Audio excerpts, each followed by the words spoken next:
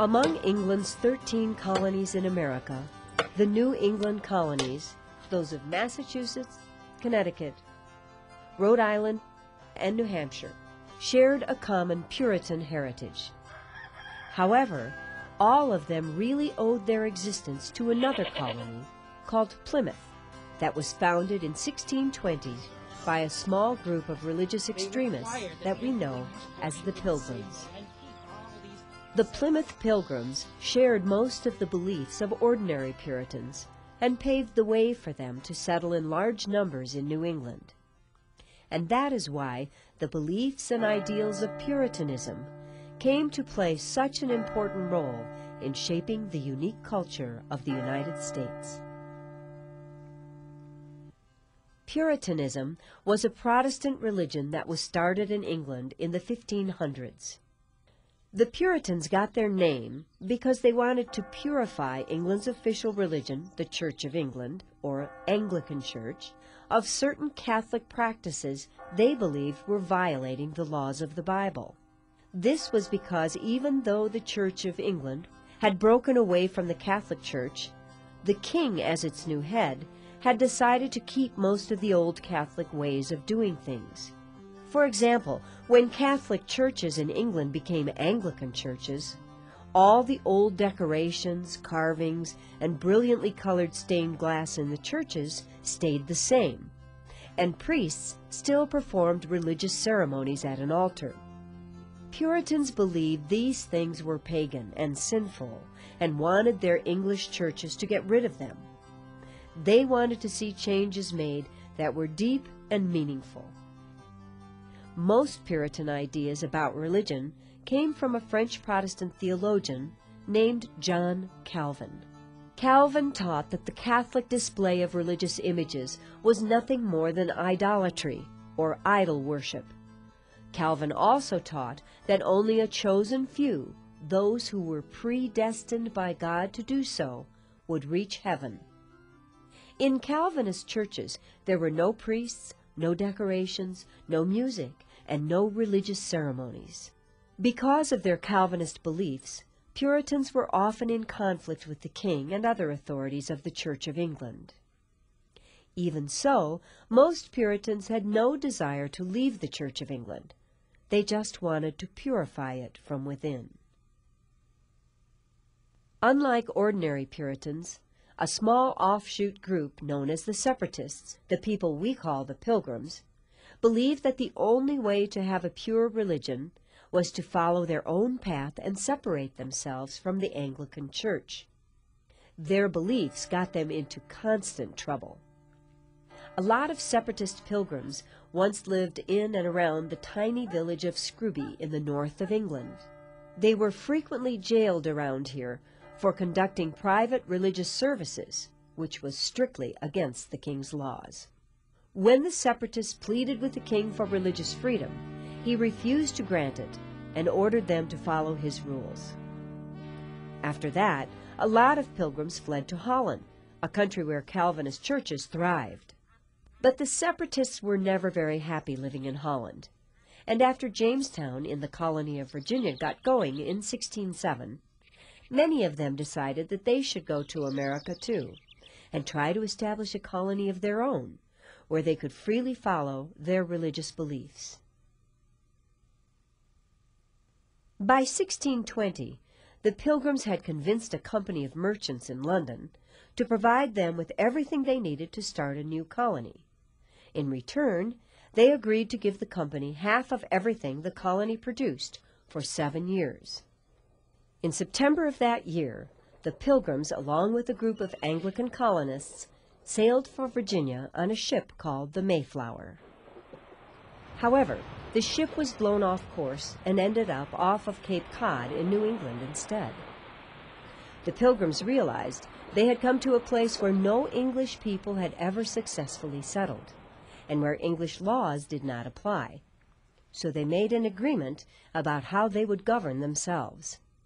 This agreement, called the Mayflower Compact, outlined a plan for a very simple form of democratic self-government and was the first such document in the history of America. After the Mayflower Compact was signed, the colonists began to search for a suitable site for their colony. The spot they chose was on a partially wooded hillside where an American Indian village had once stood. They liked this spot for several reasons.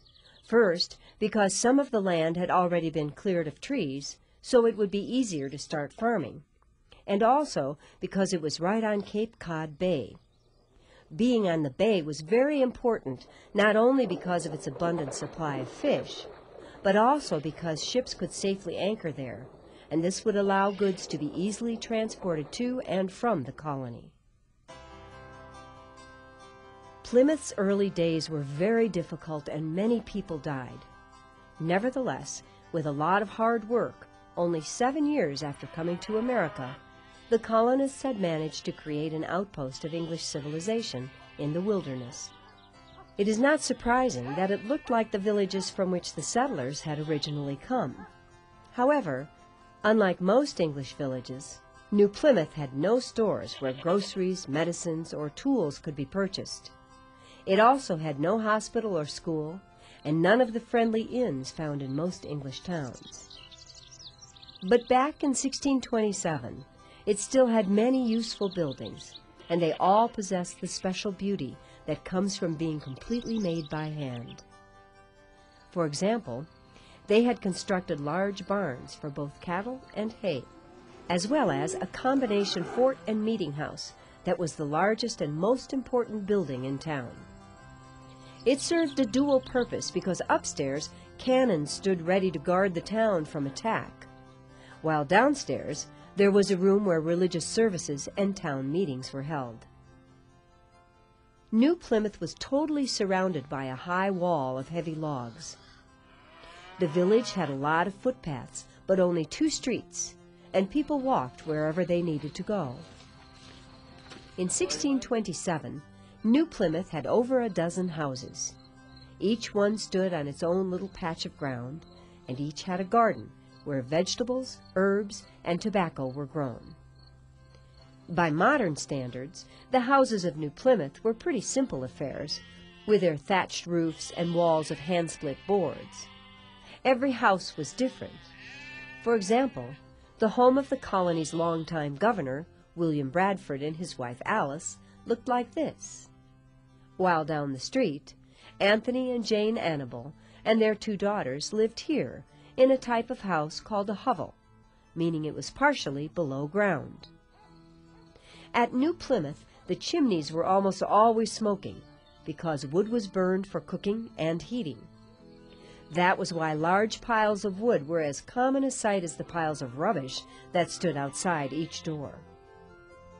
On the inside, the better houses had wooden floors, while the poorer ones had floors that were nothing more than hard-packed dirt.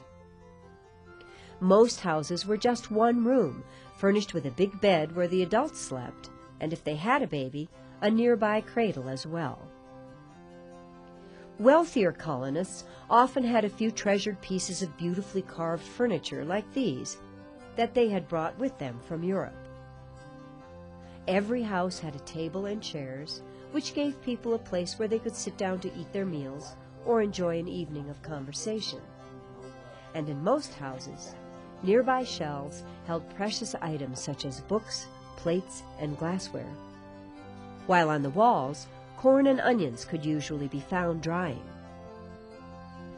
As you can see, the colonists really didn't have many possessions, mostly just what they needed to survive and to live the very simplest kind of civilized life. Besides having the comfort and shelter of a good house, getting enough food to eat was even more important. New Plymouth was basically an agricultural community. That was why much of what its 150 people did each day had something to do with farming.